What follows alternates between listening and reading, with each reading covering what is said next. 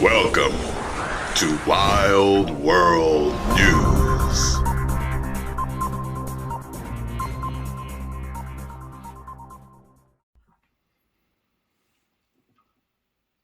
Well, let's see what the man had to say first.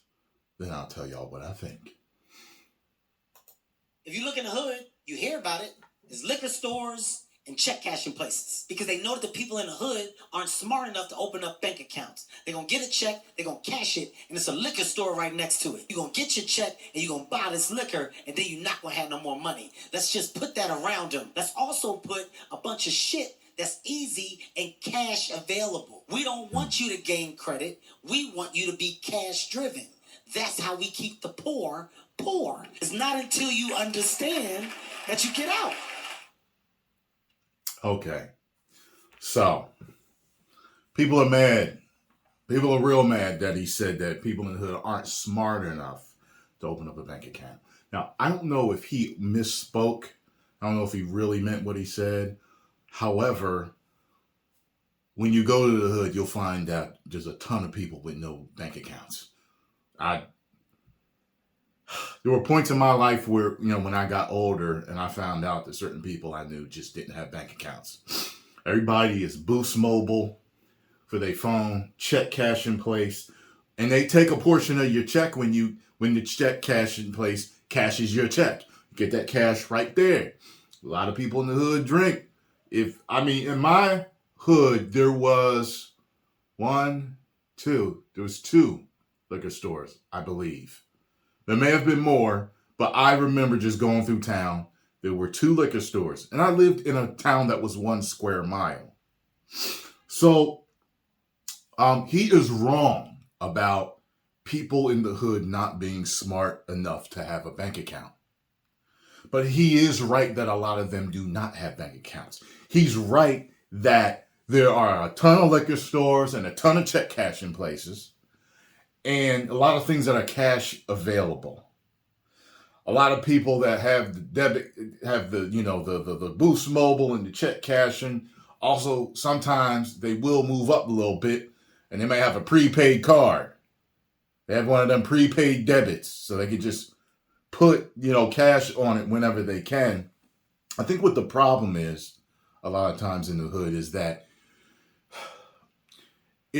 the financial education flows down from the parents to the children. And a lot of the times the parents just either didn't implement what they may have heard or talked about before, or just didn't know. See, there are other communities that are not the hood communities that do talk about finances. They talk about financial freedom, making money, starting businesses. And one thing that we do not do in the hood is talk about all of that. We don't talk about getting out of the rat race and getting free from the financial system, so to speak. I get it's hard, but I came up in the hood. I came up broke. I came up wearing no name brand sneakers until I actually got a paper route job, and my mom would actually make a deal with us. She was like, if you want to pay half, I can pay the other half and you can get the sneakers that you want. So that's what she would do. But I didn't have the name brand clothes. Like I said, I grew up poor, roaches, bad food. In the hood, we got to start talking about starting our own businesses, supporting our businesses,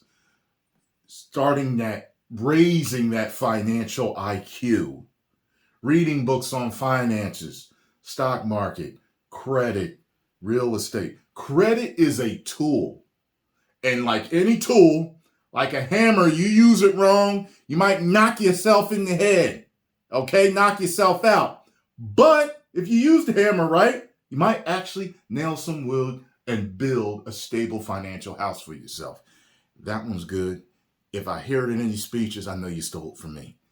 Now listen, 2 books that I would recommend if I could go back in time and give them to myself at 18. No, even earlier than 18.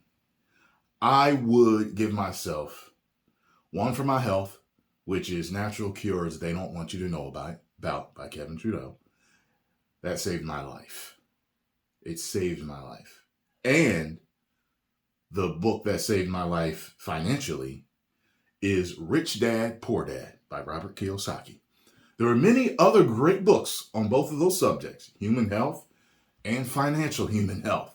However, those are the two that I would give to myself if I could step into a time machine and say, look, yeah, I know I look just like you. Listen, I ain't got much time. Take both of these, read them, implement everything I tell you. You got a bright future. Just trust me, it's going to come a whole lot sooner. Trust me on it. Trust me on it. Okay, bye. Okay, so Kevin's going to get heat for how he said it, but the truth of the matter is still real. Okay? We must start to financially educate ourselves. Some people find it taboo to talk about money. I don't mind talking about money, talking about starting businesses, talking about taxes and everything else that is involved with finances. I don't mind talking about it. We need to be more educated at it. Okay? A lot of barbershop talk is basketball, football, women. This dude got into this fight. This dude cheated on his wife. This movie came out. If we started talking finances, a whole lot more of us would be in a better, stable position. What rolled down to me from my mom, she was a middle-class girl. She had her college degree, and she was actually going to be a nun. She was actually going to be a nun, but she went to the convent, and it wasn't exactly what she thought it was going to be. Not going to go into depth in that, but wasn't what she thought it was going to be, so yeah, she didn't want to be a nun anymore. So but she did teach me about saving the money, about, having a credit card and using it responsibly, having a bank account, and, but that was about the most of it that she knew, you know what I mean? And as I got older, I learned more and more and more. So I ain't coming down on Kevin. He just said it the wrong way. I knew what he meant, and it is what it is. We need to get our shit together in the hood. Post your comments down below. Let me know what you all think. If you enjoyed my reaction and thoughts to this, make sure you hit the like button, subscribe, and share. 10 million subscribers.